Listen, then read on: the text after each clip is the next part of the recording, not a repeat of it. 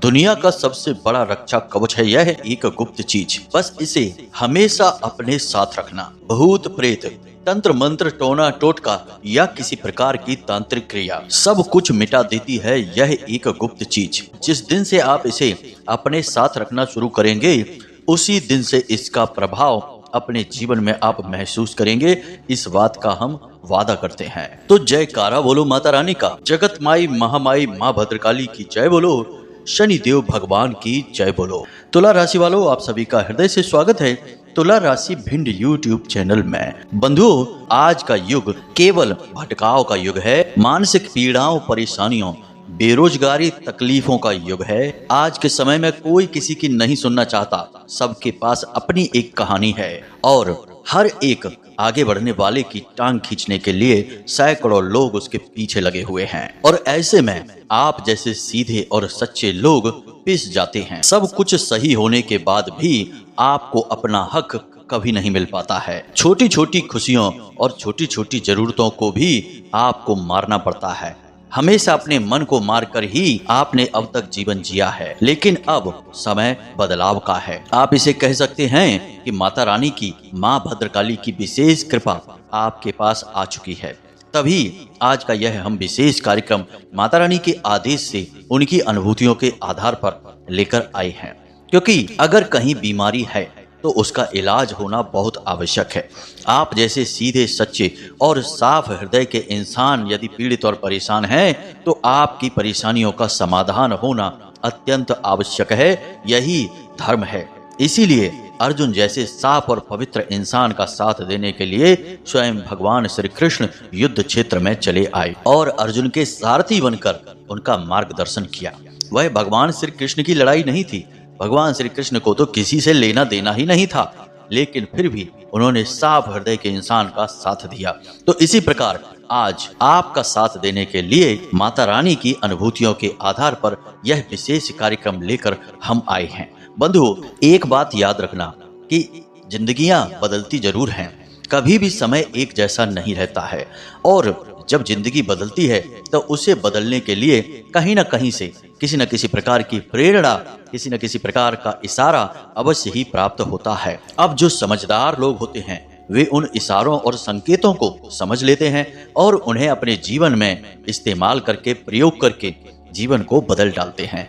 और जो मूर्ख होते हैं वे बस जीवन भर बस धक्के खाते रहते हैं, रोते रहते हैं और बस यही कहते रहते हैं कि दुनिया में अच्छाई, भगवान, भक्ति जैसा कुछ भी नहीं है, यानी अपना दुखड़ा रोते रहते हैं। बंधु, हम आपको यकीन दिलाते हैं कि इस कार्यक्रम को यदि आपने अंत तक देख लिया तो निश्चित तौर पर आपके जीवन में कल से ही बदलाव आने शुरू हो जाएंगे, क्योंकि हम न केवल आपको इस एक गुप्त महाशक्तिशाली रक्षा कवच तंत्र के बारे में बताएंगे, बल्कि साथ ही साथ आपको बहुत सारी ऐसी बातें भी बताएंगे जिन्हें आपको अपने जीवन में प्रतिदिन के कार्यों में शामिल कर लेना चाहिए।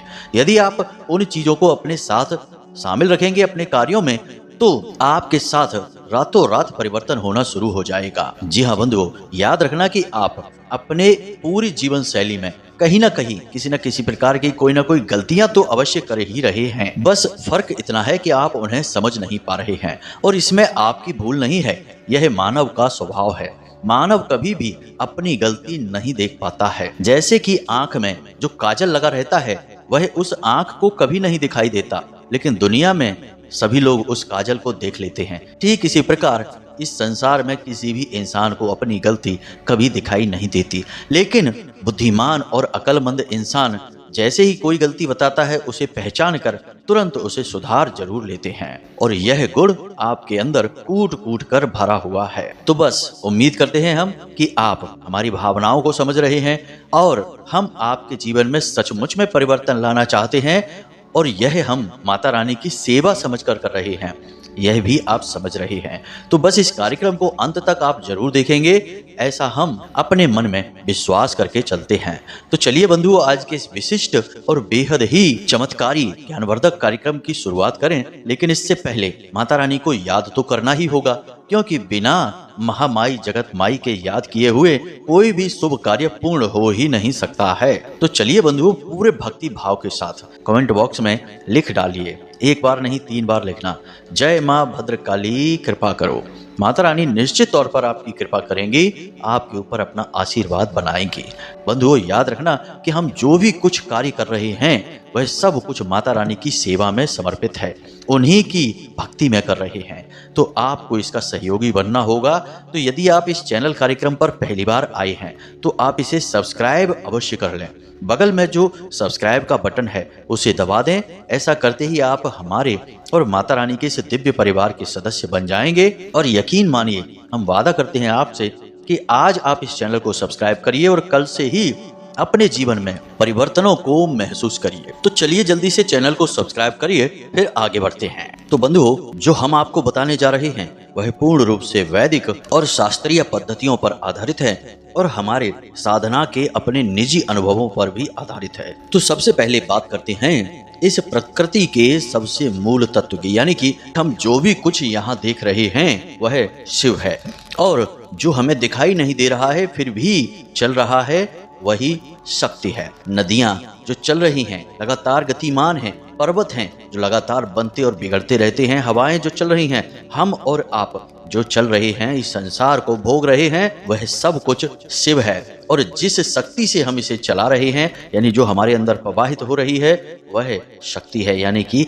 भोलेनाथ की शक्ति। इसीलिए वेदों में कहा गया है तत्त्वम असि, यानी कि जिन चीजों से शिव और शक्ति बने हैं उन्हीं से हम भी बने हैं। तत्त्वम असि, जो तुम हो वही हम हैं। अब ये सारी बातें हम आपको क्यों बता रहे हैं? इन सारी बातों को बताने के पीछे हमारा मकसद यही है कि हम जो रक्षा कवच आपको बताने जा रहे हैं वह इन्हीं शिव और शक्ति की मूल प्रकृति से निकाले जाएंगे और प्रकृति के ही 5 तत्व इसमें समाहित होंगे। यानी यह एक ऐसा रक्षा कवच होने जा रहा है जो दुनिया का सबसे शक्तिशाली रक्षा कवच होगा। यानी दुनिया की कोई भी नकारात्मक शक्ति इस सुरक्षा कवच को तोड़ नहीं सकती है। अब ऊर्जाओं के बारे में बात करते हैं। हमने कई बार आपको अपने पिछले कार्यक्रमों में भी कहा है कि सकारात्मक ऊर्जाएं, नकारात्मक ऊर्जाएं। अब यहाँ पर देखा जाए तो शक्ति है, यानी ऊर्जा मतलब शक्ति।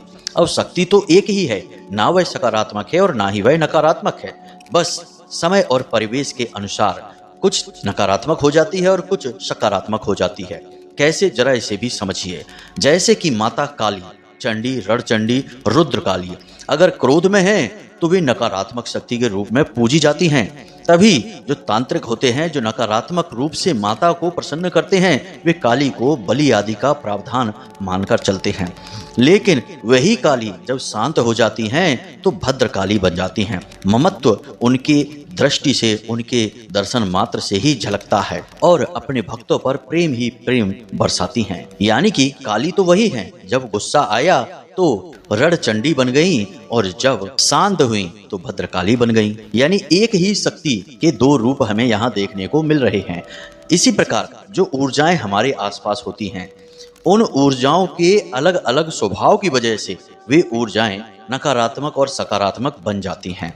लेकिन ये ऊर्जाएं भी माता शक्ति का ही स्वरूप होती हैं। इसीलिए भगवान भोलेनाथ की जो मंडली है, या यूं कहें कि जो गढ़ हैं, भक्त हैं, उनमें सभी शामिल हैं। भूत, प्रेत, पिशाच, मानव, दानव, देवता, सभी भोले बाबा किसी में भेद नहीं करते हैं, क्योंकि भेद करते ही शक्ति के ऊपर ही प्रश्न चिन्ह लग जाएगा।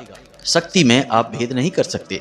मानकर चलिए कि बिजली का तार है और उसमें करंट बह रहा है। यदि उस करंट से आपके यहाँ पंखा, कूलर चलता है, आपको अच्छा लगता है, तो वह बिजली अच्छी हो गई। लेकिन उसी बिजली से आपको यदि झटका लग जाता है और आपको ज्यादा नुकसान हो जाता है, हाथ वगैरह जल जाता है, तो वही बिजली आपके लिए नकारात्मक ऊर्जा बन गई। यानी एक जगह पर वह बिजली सकारात्मक ऊर्जा थी और कुछ ही टाइम में वह बिजली नकारात्मक ऊर्जा बन गई। बिजली तो वही है, वह तो बदली नहीं। तो ये सारी बातें भी हम आपको इसीलिए समझा रहे हैं ताकि आप अपने मन को और साफ कर सकें और अपने मन में इन चीजों को अच्छी तरह से गहराई से बैठा सकें। याद रखना कि जब हम किसी भूत की बात करते हैं या प्रेत की बात करते हैं तो वह भूत और प्रेत आपको परेशान करने के लिए नहीं आ रहा है। वह तो खुद ही पीड़ित है, खुद ही परेशान है, उसे तो खुद ही कष्ट हो रहा है और वह अपने कष्टों को मिटाने के लिए बस आपकी सहायता ले रहा है। लेकिन उसकी सहायता लेने के चक्कर में आप परेशान हो जाते हैं। और जो भूत प्रेत बनकर भटक रहे हैं वो भी कभी जीवित इंसान हुआ करते थे। उनके भी परिवार, उनके भी बच्चे हुआ करते थे, उन्होंने भी अच्छा जीवन जिया होगा, लेकिन आज वो भटक रहे हैं तो उन्हें नकारात्मक ऊर्जा, नकारात्मक शक्ति कहा जा रहा है। जब वे जीवित थे और भले चंगे संसार में अपने कार्य कर रहे थे तो सकारात्मक ऊर्जा कही जाती थी। ऊर्जा का एक ही स्वरूप है, बस परिस्थितियों के अनुसार वह नकारात्मक और सकारात्मक में बदलता रहता है। बंधु, यह बात बहुत गहरी है, हमने आपको बहुत कम शब्दों में समझाने की कोशिश की है।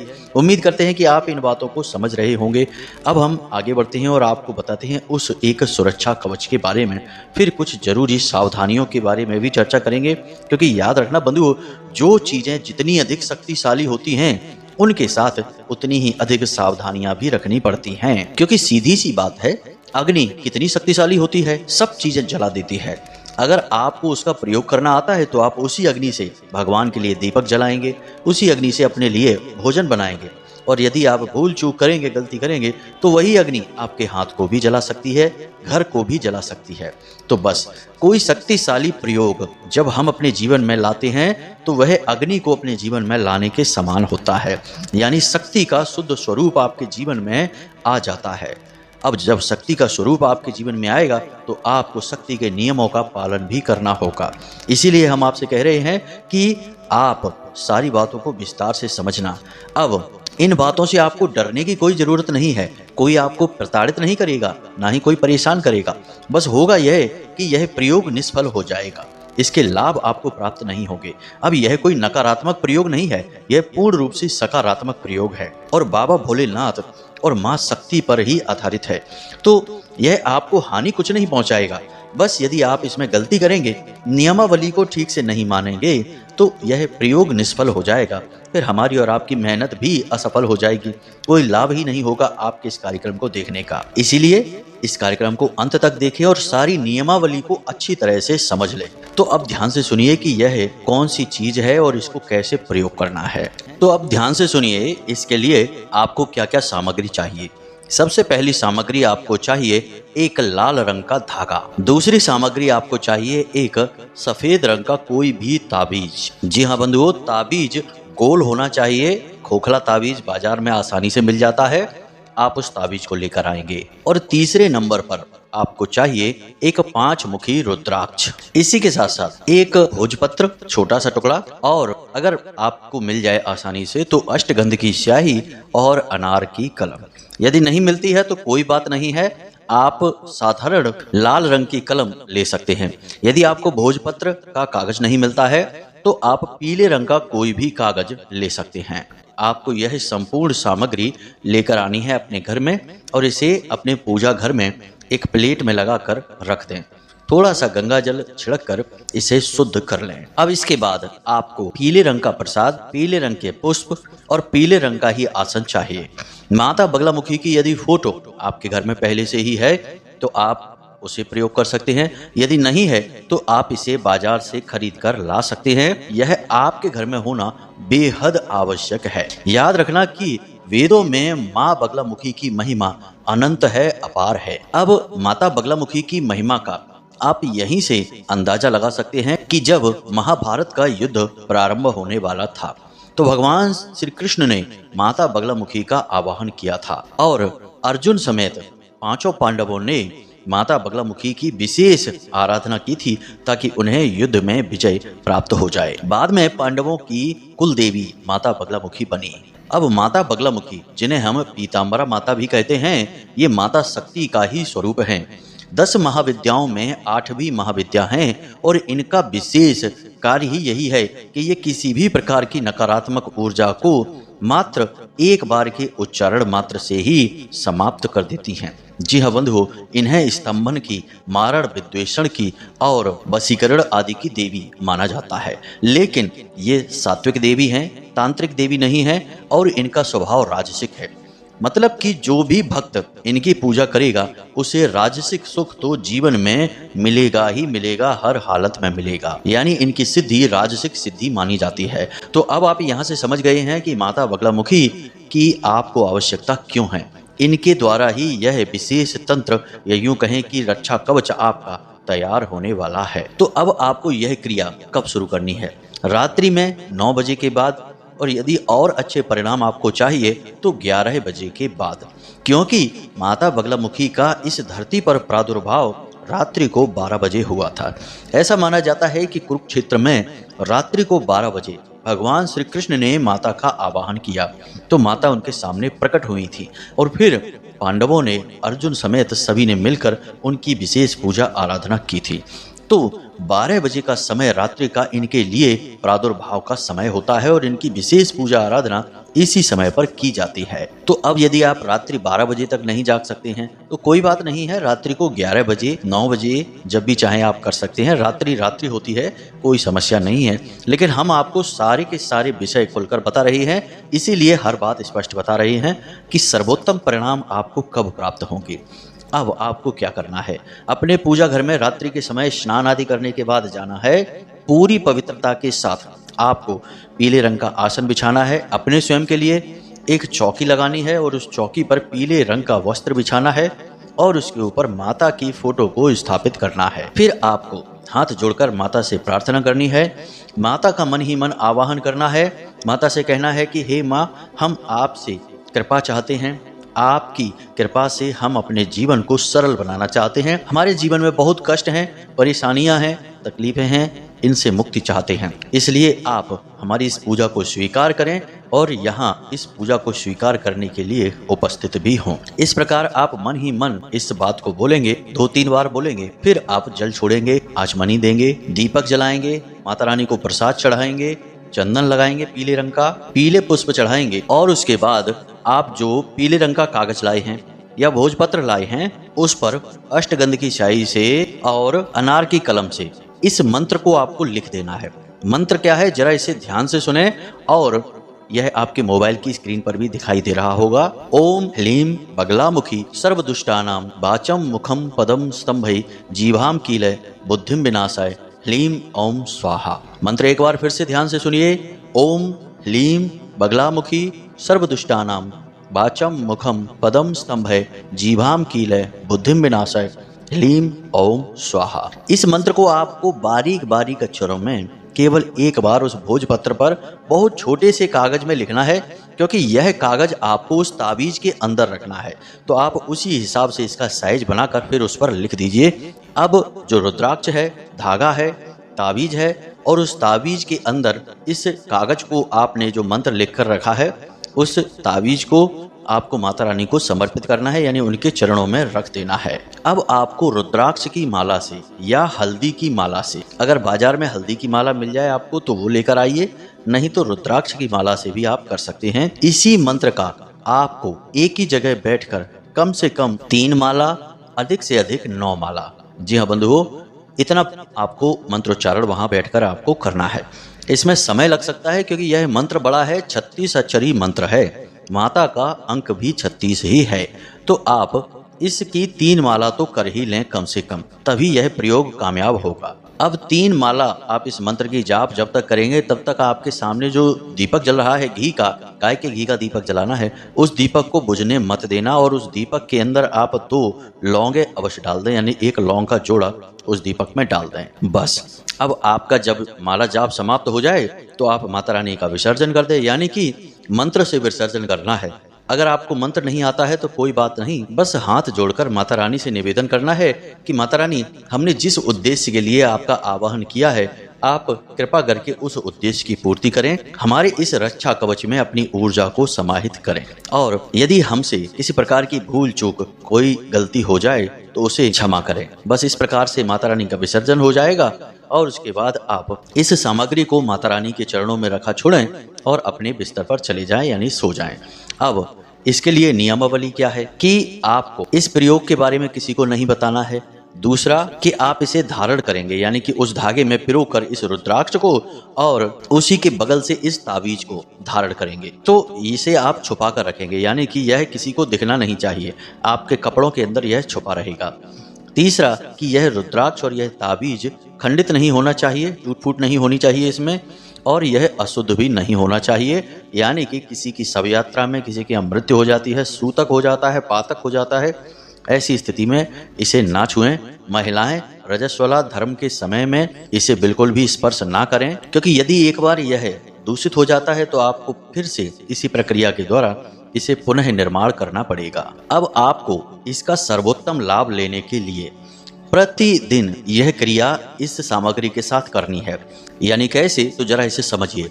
पहले दिन आप सुबह सोकर जल्दी जागें, सूर्योदय से पहले जाग जाएं, स्नान आदि करने के बाद पूजा घर में जाएं और जो सामग्री आपने रखी है उस सामग्री को आप धागे में पिरोकर अपने गले में पहन लें। उसके बाद आप दिन भर इसको धारण करके रखें, लेकिन रात्रि के समय इसे पुनः खोलकर फिर से माता रानी के चरणों में समर्पित करें और फिर से 3 माला इस मंत्र का जाप करें। इस क्रिया को आपको लगातार 9 दिनों तक करनी है। जी हाँ बंधुओं, यदि आप 9 दिनों तक लगातार इस क्रिया को कर सकते हैं तब तो यह आपके लिए ब्रह्मास्त्र के समान रक्षा कवच मजबूत हो जाएगा, कोई आपका बाल बांका नहीं कर पाएगा। बाकी इसका परिणाम आपको पहले दिन से ही दिखाई देना शुरू हो जाएगा।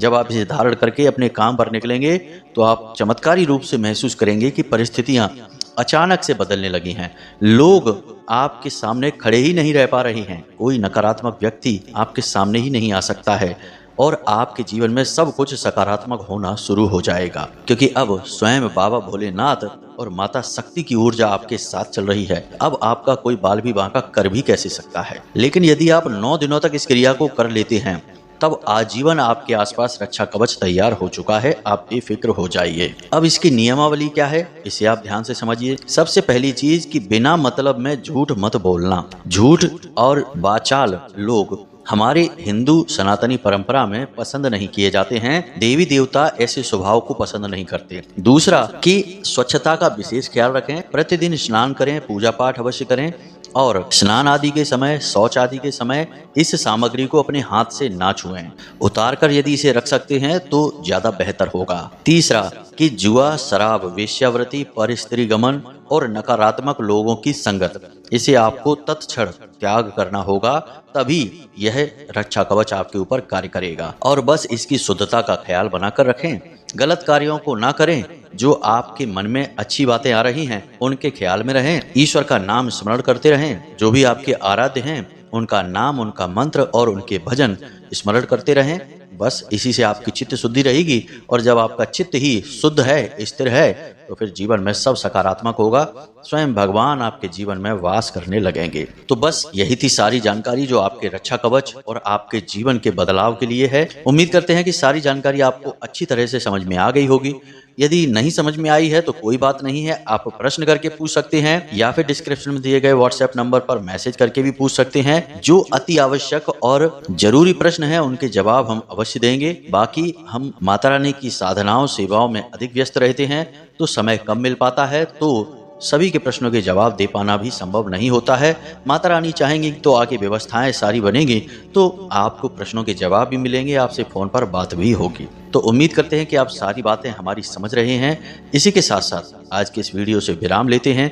हमेशा हंसते रहिए, मुस्कुराते रहिए, सकारात्मक रहिए और दिन में एक बार मंदिर हो आया करिए। क्या जाता है, दुनियादारी के सारे कामों में व्यस्त रहते हैं, इसी प्रकार 1 घंटे, आधे घंटे के लिए भगवान के घर भी चले जाया करिए, क्योंकि अगर अभी आपके पास भगवान के घर जाने का समय नहीं है तो एक दिन ऐसा आएगा जब भगवान के दूत जबरदस्ती आपको खींचकर भगवान के घर ले जाएंगे, फिर आपके सारे काम यहीं के यहीं धरे रह जाएंगे, कोई भी नहीं पूछेगा। जी हाँ बंधुओं, तो वह समय आने से पहले भगवान के यहाँ अर्जी लगा लगा कर भगवान के मन को मोह लीजिए, भगवान के प्रेमी बन जाइए। बात यदि अच्छी लगी हो तो प्रेम से बोलिए जय माई की, जय माँ भद्रकाली, जय भोलेनाथ। मिलते हैं अगले ज्ञानवर्धक वीडियो में, तब तक के लिए धन्यवाद। माता रानी आपका कल्याण करें।